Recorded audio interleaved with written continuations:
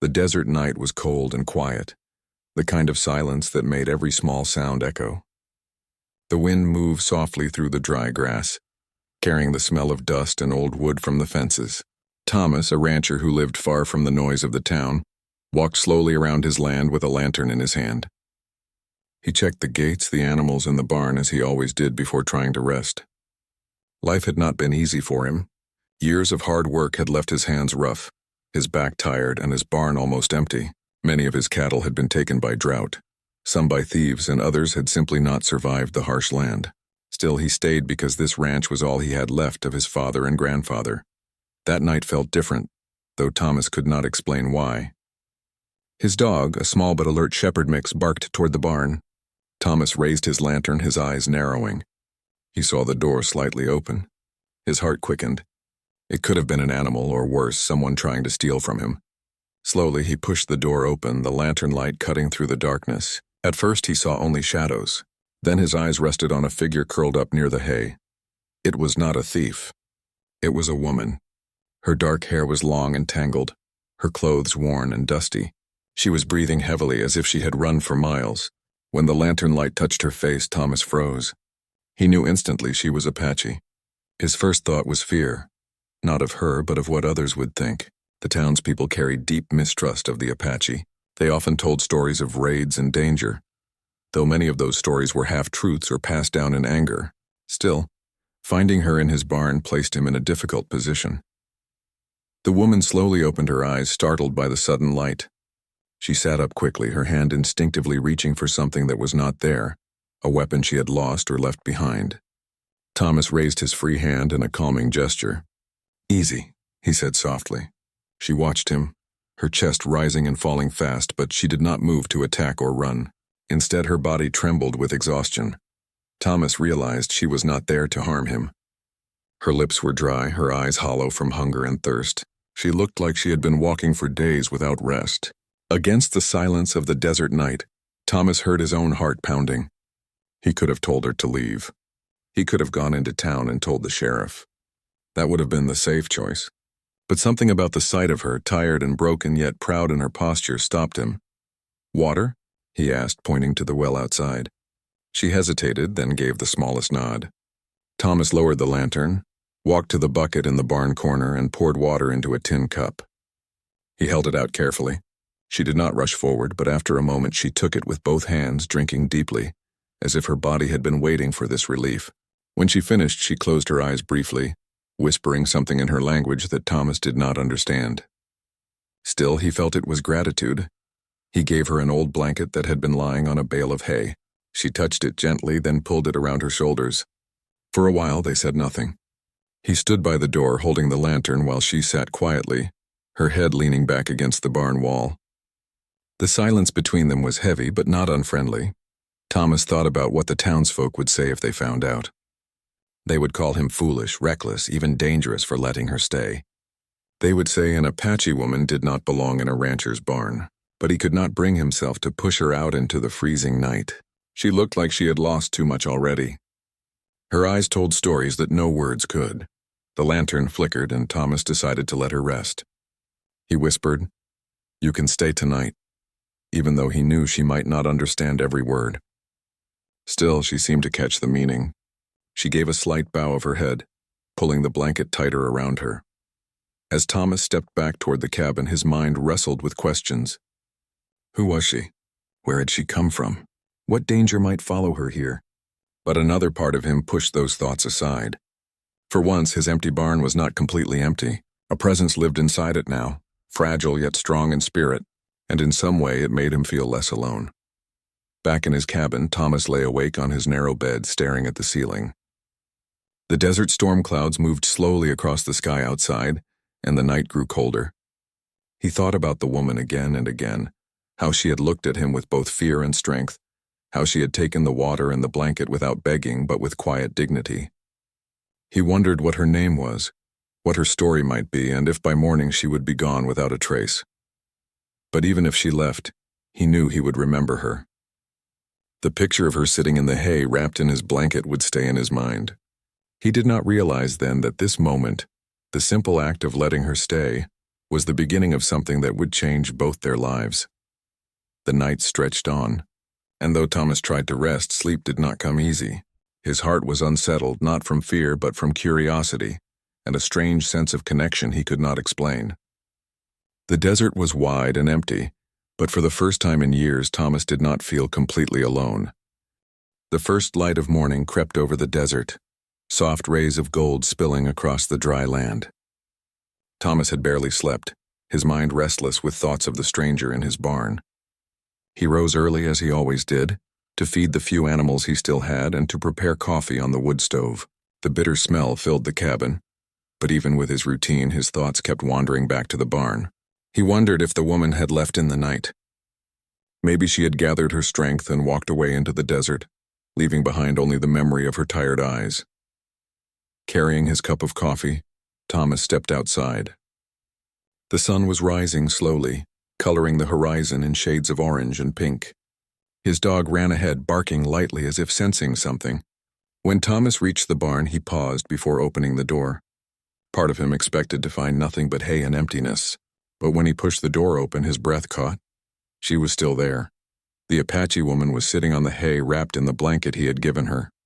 Her hair was messy from sleep, but her posture was straight, proud even in her weariness. She did not look like someone ashamed of needing help. She looked like someone who had carried heavy burdens and refused to bow under them. Her dark eyes lifted to meet his, calm but guarded, as if she were still unsure whether he was friend or foe. For a moment, neither spoke. Thomas felt the awkwardness of two worlds colliding, his quiet ranch life and her unknown story. Finally, he lifted the cup of coffee slightly and said, "Breakfast?" His voice was gentle, almost unsure. She tilted her head, not understanding the word. But when he motioned toward the cabin and made a gesture of eating, she gave a small nod. Inside the cabin, Thomas cut a piece of bread and placed it on a plate with a slice of dried meat. He set it on the table. She stood just inside the doorway, hesitant, as though crossing the threshold meant stepping into something forbidden. He waved her closer, pointing to the chair. After a long pause, she walked forward and sat down carefully. She picked up the bread slowly, smelling it first, then tasting it.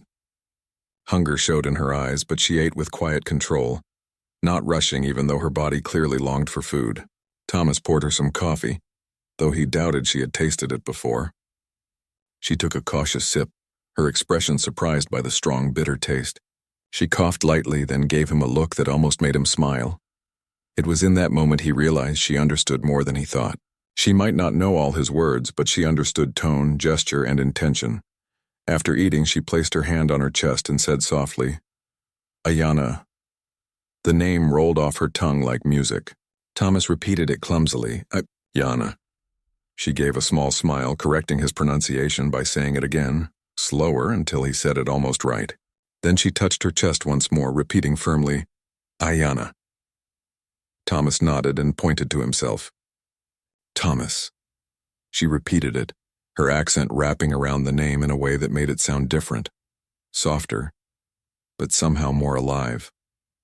It was the first exchange of names, a bridge between two people who came from worlds apart.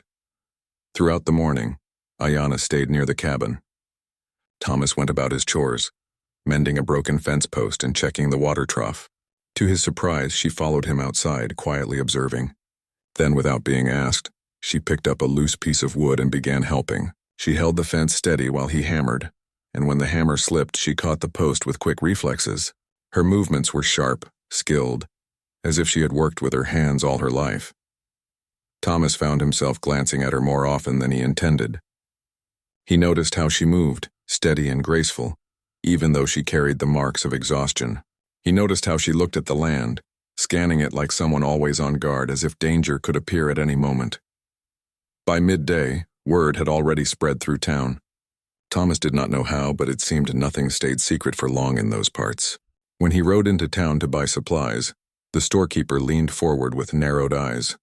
"I heard you got company out at your ranch," he said, his voice low but sharp. Thomas kept his face calm.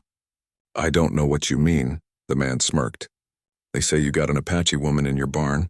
You know how folks around here feel about that." Thomas didn't answer. He bought his supplies quickly and left. The stares from other townsfolk followed him as he mounted his horse. He knew the gossip would spread faster than the wind. Back at the ranch, he found Ayana feeding his horse with gentle strokes. The animal, usually stubborn with strangers, stood calmly under her touch. Thomas watched silently, amazed. She turned when she noticed him, her expression questioning. He shook his head, not wanting to tell her what had been said in town. Instead, he gave her a small smile and went inside. In the days that followed, Ayana remained at the ranch. She did not ask to stay, but she also did not leave. Each day she found ways to help. She carried buckets of water, gathered wood for the fire, and even mended one of his old shirts with thread she had taken from a loose cloth.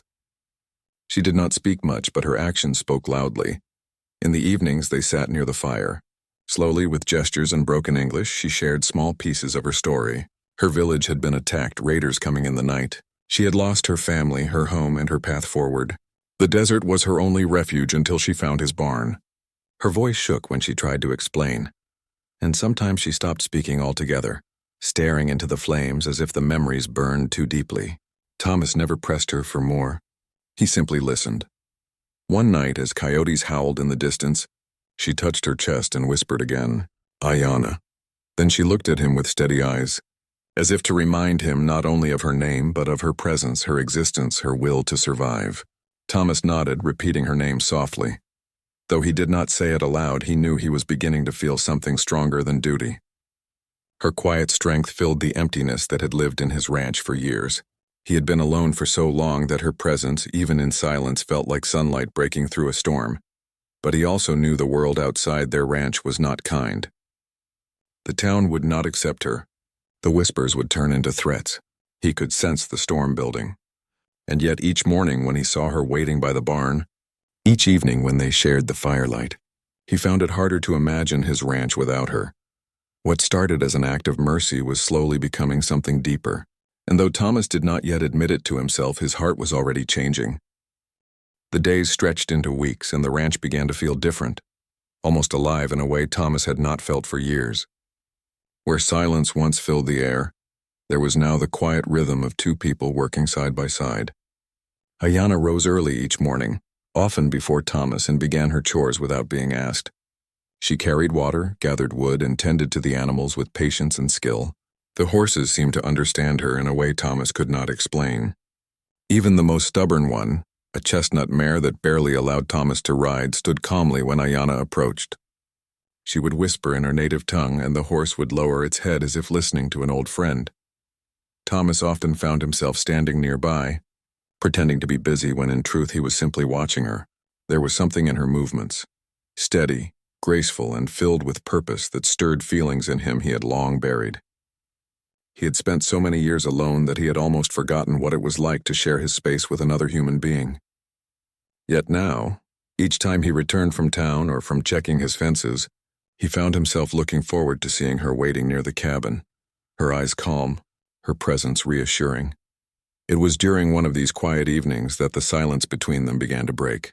They sat near the fire, its warm glow painting soft shadows on the wooden walls. Thomas handed her a small piece of paper and a pencil, curious to see if she would write her name. To his surprise, she did not hesitate. She bent over the paper, her long hair falling across her face, and carefully wrote the letters she knew. It was not perfect, but when she lifted the paper, Thomas read the word, Ayana. He smiled, nodding. "Yes, Ayana." Then he wrote his own name beside hers. She studied it for a long moment, tracing the letters with her finger as if trying to memorize each one. Then softly she said his name, her accent making it sound different, almost gentler, Thomas. From that night onward, their communication slowly grew. She spoke broken English, mixing words with gestures, and he learned to listen more with his eyes than with his ears. He discovered she laughed easily when something surprised her, though the sound was soft and rare. He discovered she loved to hum old Apache songs while working, melodies that carried both sadness and hope. One night, as the desert wind howled outside, she told him more of her story. With halting words and long pauses, she explained how raiders had attacked her village. She had lost her parents, her brother, and her home in a single night. The memory haunted her, and sometimes her voice broke as she tried to speak. Thomas listened without interrupting, his heart heavy with sorrow for her loss. He had known loneliness, but hers was deeper, carved into her very soul. When her words faltered, he placed a hand gently on the table between them, not touching her, but close enough for her to know he was there. She looked at him, her dark eyes filled with both pain and strength, and for the first time she seemed to let her guard down. That night the fire burned low, but neither of them felt the chill. As the weeks passed, Ayanna's presence changed the ranch in subtle ways. She organized the supplies, mended clothes Thomas had long neglected, and even planted small seeds near the cabin. Thomas had never thought about growing vegetables, relying mostly on what little he could trade in town, but Ayanna knelt on the ground with determination, showing him how to place each seed carefully in the soil. "Food," she said simply, pointing to the earth. Thomas nodded, impressed by her will to build, to create something new even after losing so much. He realized she carried not just sorrow, but also resilience, a desire to keep moving forward no matter how heavy her past had been. But with every small joy, there was also a shadow the town had not forgotten. Whispers turned into louder voices. When Thomas went into town for supplies, men leaned against the saloon wall staring at him with suspicion. The storekeeper grew colder, handing him goods without the usual small talk. One man finally muttered as Thomas walked past, "A rancher's place ain't no refuge for Apache strays." Thomas clenched his fists but said nothing. He knew words would only make things worse. Still, the weight of their judgment followed him back home. He worried what might happen if they decided to act on their hatred. Yet each evening when he saw Ayanna working near the barn or waiting by the fire, his fears softened. She had become a part of his world, whether the town liked it or not. And though he had not spoken it aloud, he knew deep inside that he could not turn her away. One evening, as a storm rolled across the desert, the rain came pouring down in heavy sheets. Thunder cracked overhead, and the barn roof began to leak through the old boards. Thomas rushed to check the animals, finding Ayanna already there, moving quickly to guide the horses and cover the hay. She was soaked from the rain, her clothes clinging to her, but she worked without hesitation. When the storm grew worse, Thomas shouted over the noise, motioning toward the cabin. "Inside," he called. Ayanna hesitated, her eyes darting between him and the barn. But when another flash of lightning split the sky, she finally followed him into the cabin. Inside, the fire was already burning, casting warm light across the room. They stood there, dripping water onto the wooden floor, catching their breath from the sudden rush. Thomas handed her a dry blanket, and she wrapped it tightly around herself, shivering slightly. For a long moment, they simply listened to the storm outside, the rain hammering on the roof, the thunder rolling like drums across the desert.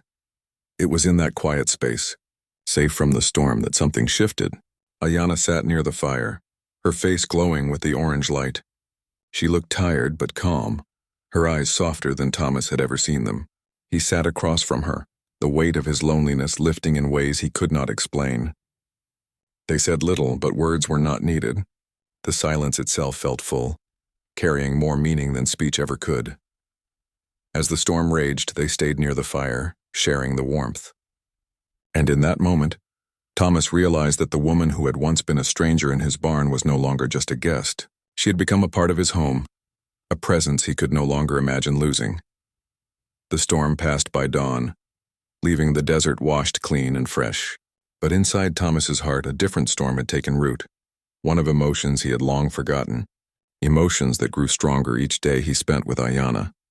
And though he did not yet understand where it would lead, he knew that life on the ranch would never again be the same. The desert sun rose high and hot, yet the warmth Thomas felt these days came not from the light above, but from the presence of Ayanna.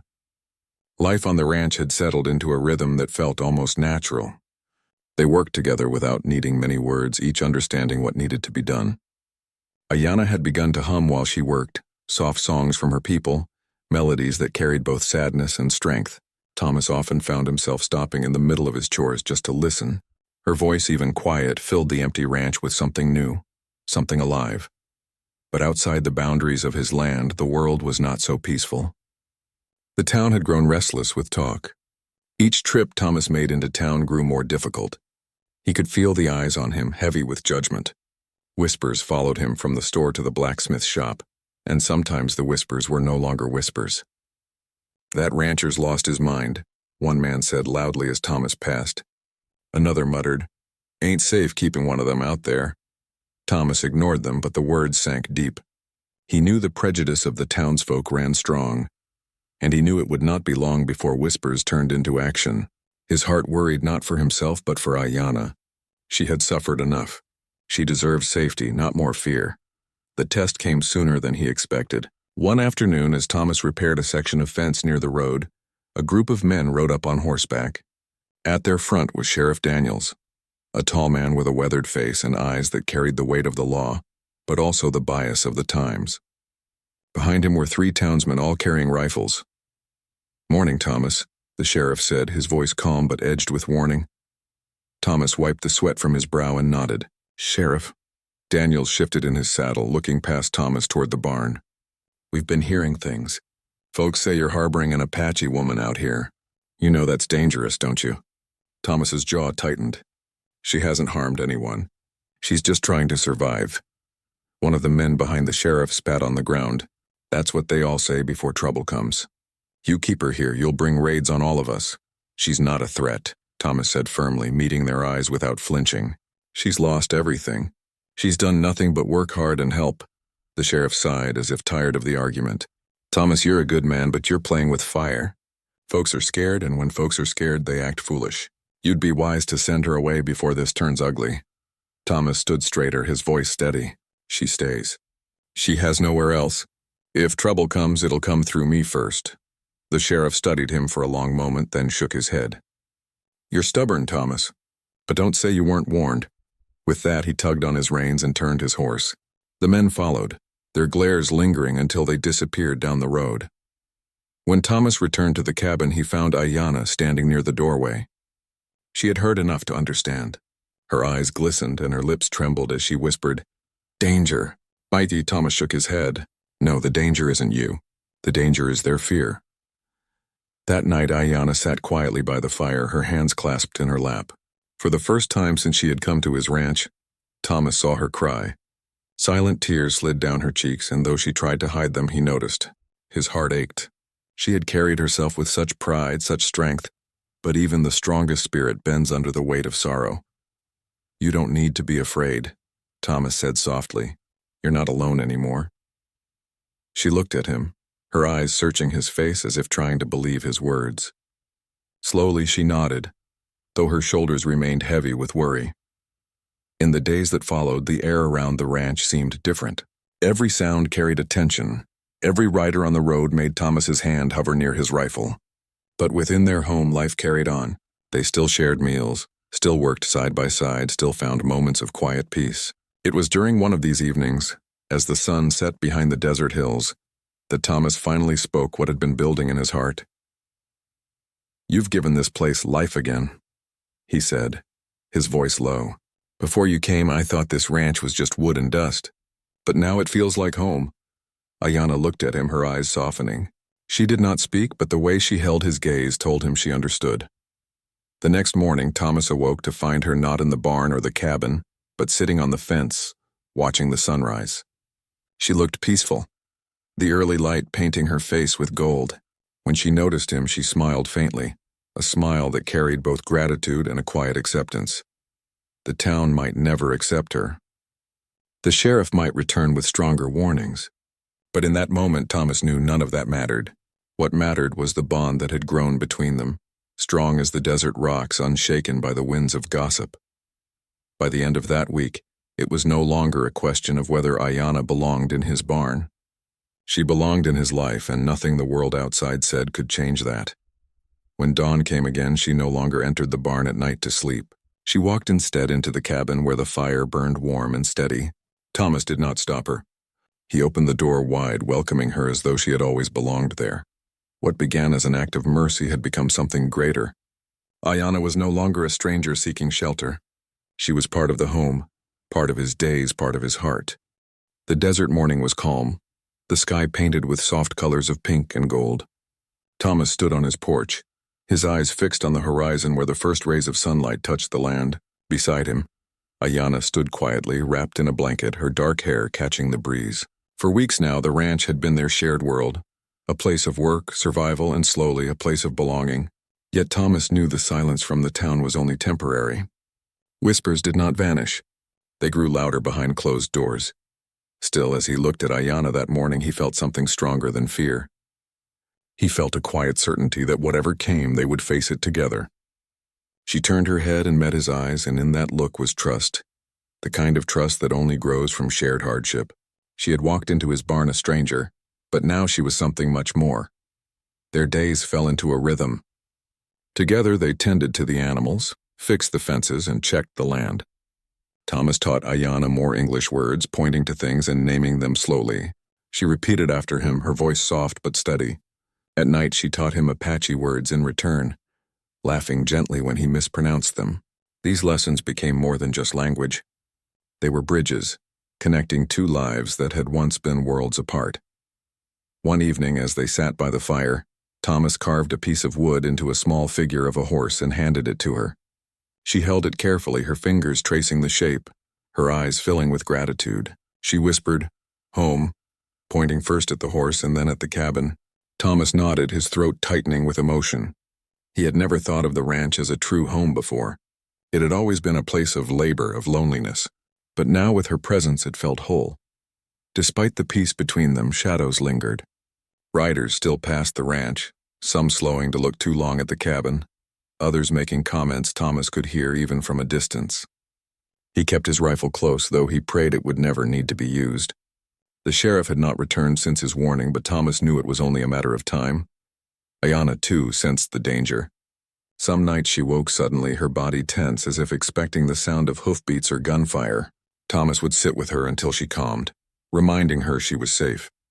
She often whispered prayers in her language, her voice trembling at first, then growing stronger, as if calling on her ancestors for strength. Through it all, their bond deepened.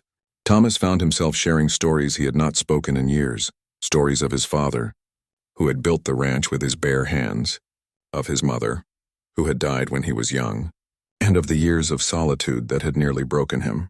Ayanna listened with quiet respect, her eyes reflecting understanding. She knew loss. She knew loneliness.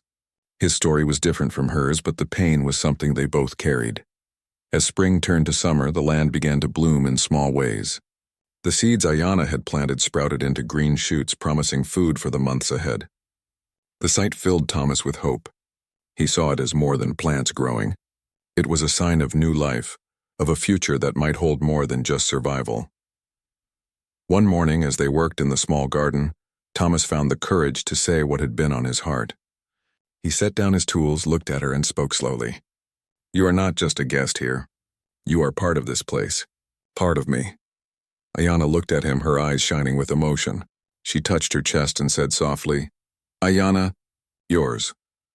Her voice trembled, but her meaning was clear. From that day there was no more doubt between them.